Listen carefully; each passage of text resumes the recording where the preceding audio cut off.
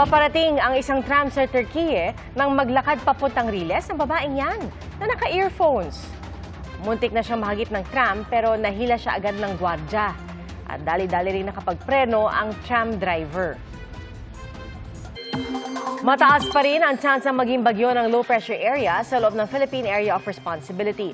Huling namataan ang sentro nito sa layo 1,210 kilometers silangan ng southeastern Luzon. At kung maging ganap na bagyo, ay tatawagin itong bagyong Ramil. Sa ngayon, easterlies, northeasterly wind flow at local thunderstorms ang nakaaapekto sa bansa. Sa datos ng Metro Weather, makararanas ng kalat-kalat na ulan bukas sa ilang bahagi ng Southern Luzon at ilang lugar sa Cagayan, Isabela at Aurora. May chance rin ng pag-ulan sa hapon sa iba pang bahagi ng Northern at Central Luzon pati na sa Calabarzon. At magtutuloy-tuloy din ang ulan sa malaking bahagi ng Mimaropa at Bicol Region.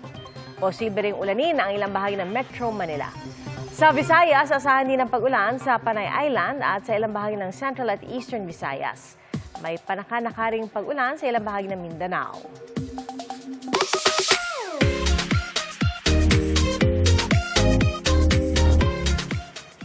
Pinatingkad ng mga kulay gintong bulaklak ang isang pasyalan sa Gensan. At sa Cagayan naman, matatagpuan malapit sa Talon ang batong kawangis ng mga estatwa sa Easter Island sa Chile. Ating saksihan.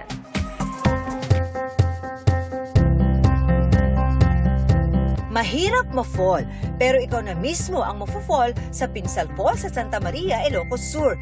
Crystal clear ang tubig at berde ang mga bundok sa paligid. Bonus pa ang rock formation sa ibabaw ng talon. Kung hanap ay vitamin C, as in dagat, Corimao, Ilocos Norte is the key. Masusulyapan ang ganda ng West Philippine Sea habang nagtatampisaw sa paligid ng Pangil Rock Formation. Tuloy-tuloy lang tayo hanggang sa Lasam, Cagayan. Tatawirin natin itong malalim na Dinungdungan River. Di biro ang 2 oras na lakad, pero sulit naman pag narating ang kakaibang tanawin. Ang bato kasi sa tabi ng Talok Falls, bisulang may porting mukha at kawangis pa ng mga inukit na statwang bato sa Easter Island sa Chile. More nature hopping ba ang gusto? Sa Santa Catalina, Negros Oriental, you don't have to go far. Sakay ng mga bangga sa Barangay Caranoche.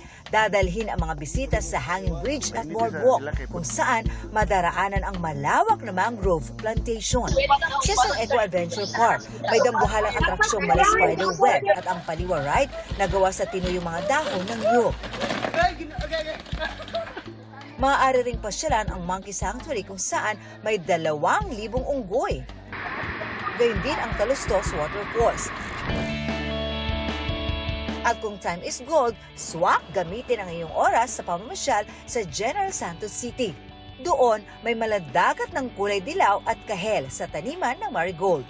Karang nindot siya sa mata, sir. Nindot mangod kay dire mag-pictorial, mag-picture-picture kay ma-amaze jud ka sa mga bulak ba. Ayon sa farm cultivator, nitong Hunyo sila nagtanim ng mahigit 100 halaman. Sa kanilang pagtataya, maaaring umabot sa 6 na buwan ang buhay ng mga bulaklak.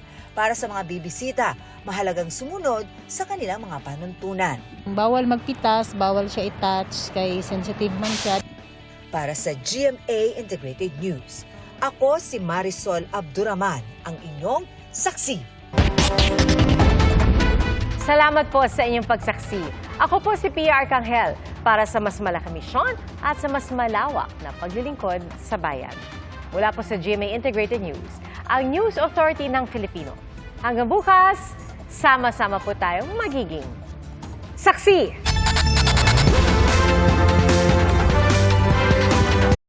Mga kapuso, maging una sa saksi.